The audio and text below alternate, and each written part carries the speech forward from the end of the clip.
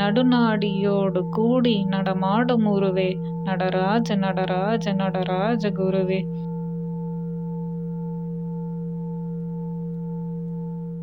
சக்தி எங்க இருக்குது அப்படின்னு பாத்தீங்கன்னா, நம்ம உடம்புக்குள்ள உடம்பா இருக்குது, கிரியேட் ஆயிருக்கு. ஆனா உடம்புல கிரியேட் ஆயிட்டு ஒரு பகுதியில போய் அது உட்காந்துக்கிட்டு இருக்குது. எங்க போய் உட்காந்துக்கிட்டு இருக்குது அப்படின்னு பாத்தீங்க அப்படின்னா, நம்ம அவங்கவுங்க ஒவ்வொரு மனிதனோட அந்த முதுகுத்தண்டோட அடியில இருக்க நுனியில உட்காந்துருக்குது சக்தி. இப்ப சிவம் எங்க இருக்குது அப்படின்னு பார்த்தோம் அப்படின்னா, நம்ம தலையில உட்காந்துருக்குது. என்ன பண்ணணும் அப்படின்னு பாத்தீங்கன்னா, அந்த கல்யாணம் ஆன பிறகு அந்த புது பொண்டாட்டியையும் புது புருஷனையும் சேர்த்து வைக்க வேண்டிய வேலை தான் வந்து நம்ம வேலை. ஓகேங்களா? இதுதான் வந்து நம்ம மனுஷனா இருந்தால் தான் அது பண்ண முடியும். மனிதனுக்கு மட்டும் தான் அந்த வாய்ப்பு கொடுக்கப்பட்டிருக்கு. இதுக்காக தான் நம்ம வரோம் ஒவ்வொரு வாட்டியும். ஆனால் வாங்கி வந்துட்ட பிறகு இந்த உலகத்தில் இருக்க அவ்வளோ விஷயங்களை பார்த்துட்டு என்ன பண்ணுறோம் அப்படின்னா, மெய் மறந்து அந்த உலகத்தில் போய் மாட்டிக்கிட்டு ஏதோ ஒரு ரோலை ப்ளே பண்ணிக்கிட்டு என்ன பண்ணுறோம், வாழ்ந்துட்டு அப்படியே என்ன பண்ணிடுறோம், மன்னிச்சுட்டு திருப்பியும் வந்து இப்படி தான் போகிறோம். ஸோ அப்போ நமக்கு மேலே என்னென்ன நிலைகள் இருக்குது அப்படின்னா, சாம்பிளாக வந்து சில விஷயங்கள் மட்டும் சொல்லலாம் அப்படின்னு நினைக்கிறேன். ஸோ இப்போ நம்ம மனிதனாக இருக்கும், அடுத்து நம்ம மனிதனாக வருவோமான்னு தெரியாது. அதுக்கு நான் முதலே ஒரு ஹிண்ட் கொடுத்துட்டேன். மனித பிறவியே 10 லட்சம் விதமான வாய்ப்புகள் இருக்கு, பாசிபிலிட்டிஸ் இருக்குன்னு அதுவும் ஒரு ஹிண்ட்டும் உங்களுக்கு நான் கொடுத்துட்டேன். அப்போ நெக்ஸ்ட் மனுஷனா பிறப்போன்னு கேரண்டி கிடையாது. ஆனால் உண்மையாகவே நம்ம அது உள்ளே இறங்கணும்னா அது நம்ம தேர்ந்தெடுக்க முடியும். அது எப்படி நடக்குதுன்னு அந்த ப்ராசஸை பற்றி நம்ம பார்க்கும்போது அது நம்மளுக்கு புரியும். ஸோ அப்போ மனிதனாக இருந்தவன் என்ன ஆகலாம், இதுக்கு நெக்ஸ்ட் நம்ம வந்து ப்ரமோஷன் வாங்கி போகணும், அந்த ஃபர்ஸ்ட் ஸ்டாண்டர்ட் தாங்கன்னா செகண்ட் ஸ்டாண்டர்ட் அப்படிங்கிற மாதிரி மனுஷன் வந்து நம்ம ப்ரமோஷன் ஆகி நம்ம போகணும். இப்போ நான் நினைக்கிறதுனாலையோ நான் சொல்றதுனாலையோ நீங்கள் அதை கேட்டதுனாலே உடனே டவுக்குன்னு என்ன பண்ண முடியாது, குதிச்சுலாம் அடுத்த நிலைக்கு போகவே முடியாது. ஆனால் என்னென்ன நிலைகள் இருக்குன்னு ஒரு சாம்பிள் தான் உங்களுக்கு நான் கொடுக்க விரும்புகிறேன். நம்ம தெரிஞ்சுக்கணும், ஃபர்ஸ்ட் தெரிஞ்சுக்கணும் என்ன அப்படின்னு பார்த்தீங்கன்னா, மனிதனுக்கு அடுத்த நிலை அப்படிங்கிறது தான் வந்து ஞான நிலை. அதை தான் வந்து நம்ம வந்து ஞானிகள், அவங்கள தான் நம்ம வந்து மகான்கள் அப்படின்னு நம்ம சொல்லிக்கிட்டு இருக்கோம். அவங்களாம் யாரு என்ன அப்படின்னு டீப்பா நம்ம வந்து பார்ப்போம். அதே தனித்தனி காணொலியில வந்து நம்ம பார்ப்போம். அப்படி பார்த்தாதான் இன்னும் ஒரு புரிதல் வரும் நம்மளுக்கு. ஏன்னா நம்மளோட முதல் காணொலியே நம்ம பார்த்தோம். 25 பிறவி முன்னாடியும் 25 பிறவியும் பார்க்கணும், பார்த்த உடனே ஒருத்தரை பார்க்க முடிஞ்சுது, புரிஞ்சுக்க முடிஞ்சுதுன்னா நம்ம வந்து ஒரு துளி வளர்ந்துருக்கோம். இது ஒரு லாங் டிராவல். ஏன் லாங் டிராவல் நான் சொன்னா அவ்வளோ ஆழமான ஒரு விஷயம் சொன்னேன். அந்த ஆழம் வந்து எப்படிலாம் இருக்கு, என்னெல்லாம் இருக்கு அப்படின்னு வந்து என்னோட புரிதல் உங்களுக்கு விளக்குறேன். அவ்வளவுதான், விளக்க முற்படுறேன் இந்த இடத்துல. ஸோ அந்த மனிதனாகப்பட்டவன் அடுத்த என்ன நிலைக்கு உயரணும் அப்படின்னு பார்த்தீங்க அப்படின்னா, ஞான நிலைக்கு நம்ம வந்து என்ன பண்ணணும் அப்படின்னா உயரணும். ஞானங்கிறது என்ன அப்படின்னா, இங்கிலீஷ்ல வந்து இதை விஸ்டம் அப்படின்னு சொல்லலாம். இதை வந்து நாலேஜ் அப்படின்னு எடுத்துக்கூடாது. நாலேஜ் அப்படிங்கிறது இன்ஃபர்மேஷன்னா தகவல். இது ஒரு தகவல் கிடையாது. அது என்ன இதுன்னு ஞானத்தை பற்றி நம்ம பார்க்கும்போது, ஞானிகளை பற்றி நம்ம பார்க்கும்போது அதை நம்ம கொஞ்சம் விரிவாக நம்ம பார்க்கலாம். ஸோ ஞான நிலை, அந்த ஞானம் அப்படிங்கிறது வந்து ஞானி ஆகிறது வந்து அவ்வளோ ஈஸியான வந்து ஒரு விஷயம் கிடையாது. மனிதன்லேருந்து ஞானி ஆகுறாங்க.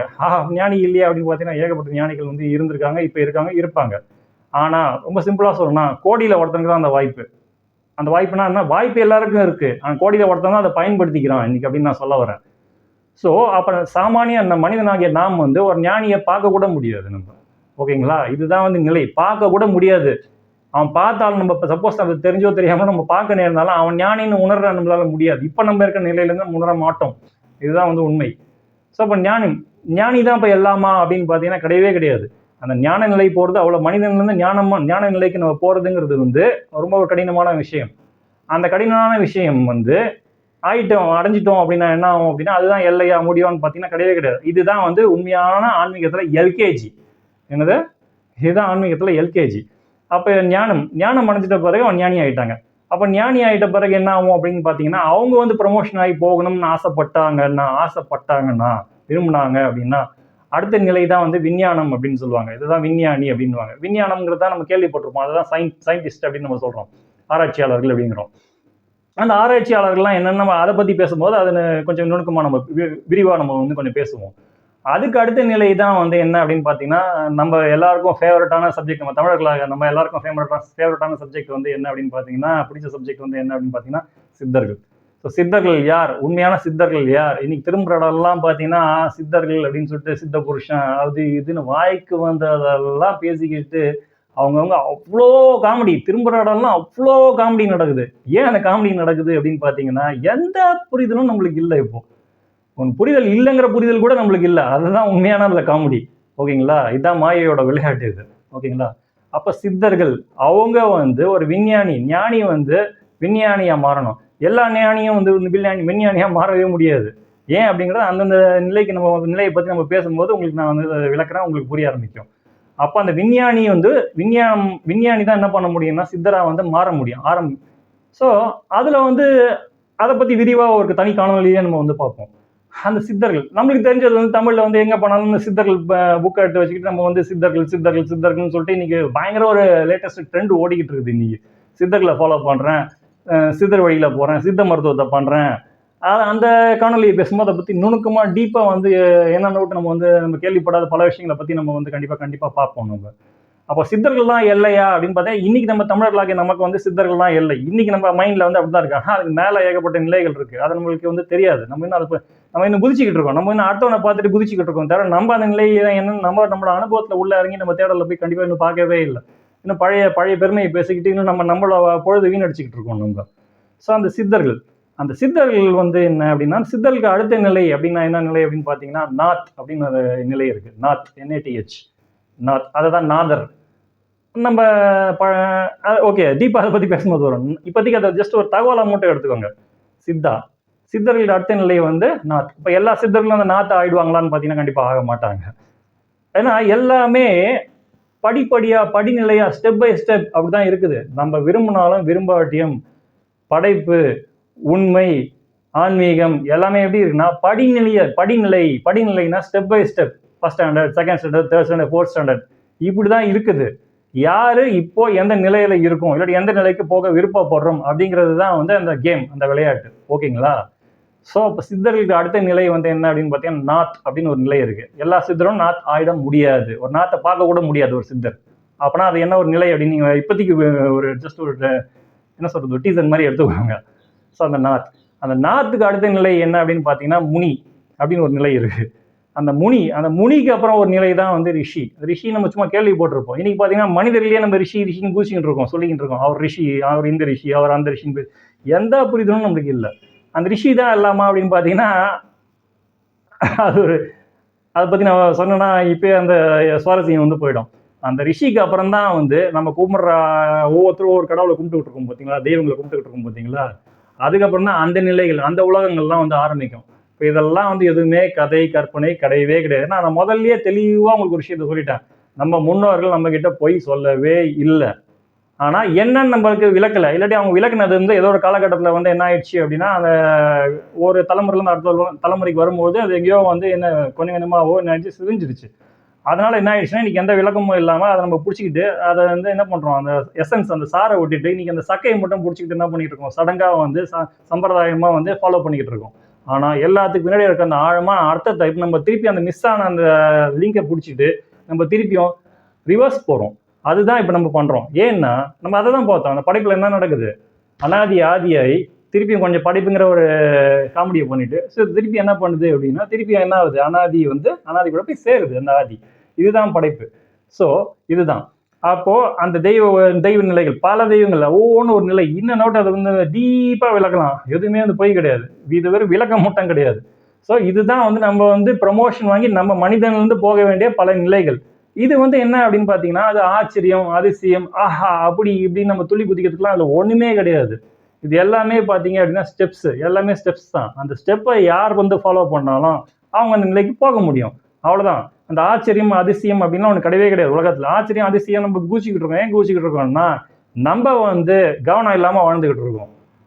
ஸோ அது குட்டி குட்டியாக நடக்கும் போதே அதை நீங்கள் கவனிச்சிங்கன்னா அது அந்த ஸ்டெப்பு, அந்த முறை. இப்போ சமையல் பண்ணுறவங்களுக்கு வந்து அது வந்து அந்த சமையல்ங்கிற ஒரு ஆச்சரியமோ அதிசயமோ கிடையாது. ஆனால் சமையல் பண்ணாதவங்களுக்கு வெளியிலேருந்து பார்க்குறவங்களுக்கு ஆஹா எப்படி பண்ணாங்க அப்படிங்கிற ஒரு பிரமிப்பு இருக்கும். இவ்வளோதான் விஷயம். இதில் நம்ம பிரமிக்கிறதுக்கு இதில் ஒன்றுமே கிடையாது. இது எல்லாமே வந்து ப்ராசஸ், அந்த மெத்தட்ஸ், அந்த டூல்ஸை பிடிச்சிட்டு அந்த மெத்தடை நம்ம ஃபாலோ பண்ணோம் அப்படின்னா கண்டிப்பாக வந்து நம்மளும் வந்து என்ன பண்ண முடியும், ஒவ்வொரு நிலையாக கடந்து வந்து போகணும். ஆசைப்பட்டா, விருப்பப்பட்டா. இல்லாட்டி நான் இங்கே மனிதனாவே ஜாலியாக வந்து ஊர் சுற்றிக்கிட்டு வந்து என்ஜாய் பண்ணிட்டு தாராளமாக என்ஜாய் பண்ணுங்க. யார் உங்களை தடுக்க போகிறா? ஓகேங்களா? அது உங்கள் சாய்ஸ் தான் வந்து. ஸோ இவ்வளோ ப்ராசஸ் இருக்குது. ஸோ அப்போ இதுதான் வந்து நம்ம போக வேண்டிய, மிச்சம் நம்ம கடக்க வேண்டிய நிலை. இவ்வளோ இருக்குது. இதில் வந்து நடுவில் எங்கேயா கட் பண்ணிட்டு போகிறதுக்கும் வாய்ப்பு இருக்குது. அது என்னென்ன அந்த நிலையை பற்றி நம்ம பார்க்கும்போது வந்து நம்ம வந்து பார்க்கலாம். ஸோ அப்போ இதெல்லாம் நம்ம தெரிஞ்சுக்க வேண்டியது வந்து என்ன அப்படின்னு பார்த்தீங்கன்னா உண்மையான ஆன்மீகம் அப்படிங்கிறது என்னன்னா அந்த டைரக்ஷன்னா அந்த திசை தான். சக்தி அந்த தன்முனைப்புலேருந்து அப்படி வெளியில் வர்றது, அதுதான் வந்து படைப்பு. அப்போ தினந்தோறும் நம்ம என்ன பண்ணிக்கிட்டு இருக்கோம் அப்படின்னா படிச்சுக்கிட்டு இருக்கோம். தெரிஞ்சோ தெரியாமலும் 1000 விஷயங்களை உருவாக்கிக்கிட்டு இருக்கோம், பொருட்களை உருவாக்கிக்கிட்டு இருக்கோம். அப்போ என்ன அர்த்தம்னா நம்மளும் சக்தி, நமக்குள்ள வந்து அந்த சக்தி வந்து என்ன பண்ணிக்கிட்டு அது அங்கே என்ன பண்ணிச்சோ அதே தான் நமக்குள்ள வந்து உட்காந்துக்கிட்டு என்ன பண்ணிக்கிட்டு இருக்கு அப்படின்னா நம்மளை வெளியில தள்ளிக்கிட்டு இருக்கு. என்ன தள்ளிக்கிட்டு இருக்கு? அதனால தான் நம்ம வந்து என்ன பண்றோம் அப்படின்னா அதுவாகணும், இதுவாகணும், அதை பண்ணணும், இதை பண்ணணும். இதை தான் வந்து இங்கிலீஷ்ல என்ன சொல்லுவாங்கன்னா டூயிங் அப்படின்னு சொல்லுவாங்க. அந்த வினை, ஆக்ஷன், மூவ்மெண்ட், அதான் நம்ம பார்த்தோம். இது எல்லாத்துக்கும் அடியில் இதுக்கு பேஸ் காரணம் வந்து என்ன அப்படின்னா நமக்குள்ள இருக்க அந்த சக்தி தான் வந்து என்ன பண்ணுதுன்னா நம்ம தூண்டிக்கிட்டு இருக்குது. ஆனால் நமக்குள்ள அந்த சிவம், அந்த அசையா நிலையும் என்ன பண்ணிட்டு இருக்கு? அமைதியாக வேடிக்கை பார்த்துக்கிட்டு இருக்குது. என்ன பண்ணிக்கிட்டு இருக்கு? வேடிக்கை மட்டும் பார்த்துக்கிட்டு இருக்குது. அது வந்து எந்த தடுக்கும் சரி இப்படி பண்ணு அப்படி எந்த கைடன்ஸும் அது பண்ணல. ஏன்னா அதோட இயல்புங்கிறது அப்படிதான். அது அதோட இயல்புல இருக்கு. இது இதோட தன்மை, இதோட இயல்பு. இது கொடுத்த வேலையை இது பக்காவை பார்க்குது, அது வந்து அது கொடுத்த வேலையை பக்காவை பார்க்குது. இது ரெண்டும் வந்து சேர்ந்தது அப்படின்னா அதுதான் பரிபூர்ணம், அதுதான் வந்து முழுமை. ஓகேங்களா? இப்போ நம்ம முழுமையா இல்லை, அதனால தான் நம்ம பிறந்திருக்கோம். நம்ம ஏற்கனவே இப்போ முழுமையா இருந்தோம்னா இப்போ நம்ம இந்த உடம்பு எடுத்துக்கிறதுக்கு எந்த தேவையும் வந்து இப்போ நம்மளுக்கு இல்லை. ஒரு விஷயம் நடக்குதுன்னா அது ஒரு காரணமாக தான் நடக்குது. அந்த காரணம் தான் வந்து அந்த காரியத்துக்கே வந்து உந்துதல். அந்த காரணம்ங்கிற ஒரு விஷயம் இல்லைன்னா காரியத்துக்கு எந்த அவசியமும் கிடையாது. நம்ம வந்து நம்ம தினந்தோறும் நம்ம வாழ்க்கையில் என்ன பண்ணிட்டு இருக்கோம்? வெறும் காரணத்தை பிடிக்காம வெறும் காரியத்திலேயே நம்ம பிஸியாக இருக்கும். ஓகேங்களா? அது என்னன்னு கொஞ்சம் கொஞ்சமாக நம்ம வந்து பார்ப்போம். எடுத்தோன்னு வந்து தியரி மாதிரி அதை பண்ணி இதை பண்ண அந்த மாதிரி நம்ம எதை பற்றியும் எந்த டெக்னிக்கை பற்றி நம்ம பேச போகிறதில்ல. தியானம் ஒன்று அதை பண்ண அதெல்லாம் தேவையே கிடையாது. நான் சொன்னேன் முதல் காணொலியே சொல்லிட்டேன். உட்கார்ந்த இடத்துல இருந்து இப்படிங்கிறதுக்குள்ளேயே இதே ரொம்ப அதிகம் சொன்னேன். இதை உணர முடியும், இதை அடைய முடியும், வழி இருக்கு. இப்படிதான் போகணும்னு ஒருத்தர் சொன்னாருன்னா கண்டிப்பாக அவங்ககிட்ட போகாதீங்க. ஏன்னா அவங்களுக்கு அந்த ஒரு அனுபவம் மட்டும் தான் இருக்கு. நான் முதல் காணொலியே தெளிவாக தான் சொன்னேன். நான் அன்னைக்கு ஒரு பேச்சு இன்னைக்கு ஒரு பேச்சு கண்டிப்பாக நான் பேசுறதுக்கு ஒன்றுமே இல்லை. ஸோ அன்பர்களே, இது உங்களுக்கு நல்லா புரிஞ்சிருக்கும் அப்படின்னு நான் நினைக்கிறேன். இதில் ஏதாவது சந்தேகம் இருந்தால் கண்டிப்பாக நீங்கள் வந்து உங்கள் கமெண்ட் செக்ஷனில் வந்து நீங்கள் விளக்குங்க. கொஞ்சம் கொஞ்சமாக தான் இதை நம்ம எடுத்துகிட்டு போகிறோம். ஏன் கொஞ்சம் கொஞ்சமாக எடுத்துகிட்டு போகிறோம்னா ஒரு புரிதல், இதை பார்க்குற எல்லாருக்கும் வந்து ஒரு புரிதல் வரணும். எல்லாருக்கும் நான் சொல்கிறதா அந்த கடைக்கோடி மனிதருக்கும் புரிதல் வரணுங்கிறதுனால தான் வந்து சில வார்த்தைகள் வந்து நான் வந்து என்ன பண்ணியிருக்கேன், ரிப்பீட் பண்ணுற மாதிரி உங்களுக்கு தெரியும். ஆனால் அதில் எண்ணம் வந்து எதனால் அதை நாங்கள் பண்ணுறோம் அப்படின்னா அது ஆழமாக வந்து பதியணும் அப்படிங்கிறதுக்காக தான் வந்து இது நம்ம பண்ணுறோம். ஓகேங்களா? ஸோ இனிமேல் வரப்போகிற காணொலியும் உங்களுக்கு கொஞ்சம் இன்ட்ரெஸ்டிங்காக இருக்கும். உண்மையான அட்வென்ச்சர் விரும்பிகள், குறிப்பாக வந்து இப்போ இன்றைய காலகட்டத்தில் இருக்க இளைஞர்கள், காடு மலை அந்த கோயில் இந்த கோயில் போனோம், அந்த மலை எவ்வளோ ட்ரெக்கிங் இருக்கு பாரு அப்படின்னு அதுதான் அட்வென்ச்சர். கண்டிப்பாக அது அட்வென்ச்சர் தான். ஏன்னா ஒரு காலத்தில் என்னோட இளமையில் நானும் வந்து நிறையா பண்ணியிருக்கேன். அது தப்புன்னு நான் சொல்லலை. ஆனால் உண்மையான அட்வென்ச்சர் வந்து என்னன்னா நமக்குள்ளே போகிறது தான். அது உள்ளே போனீங்கன்னா ஒரு ஃபேண்டாஸ்டிக்கான வந்து ஒரு அனுபவம், ஒரு அற்புதமான வந்து ஒரு அனுபவம் இது. ஓகேங்களா? ஸோ கண்டிப்பாக வந்து எங்களுக்கு வாய்ப்பு கொடுத்து எங்களை இவ்வளோ நாள் நீங்கள் பார்த்ததுக்கு என்னோட கோடான கோடி நன்றிகள். வணக்கம்.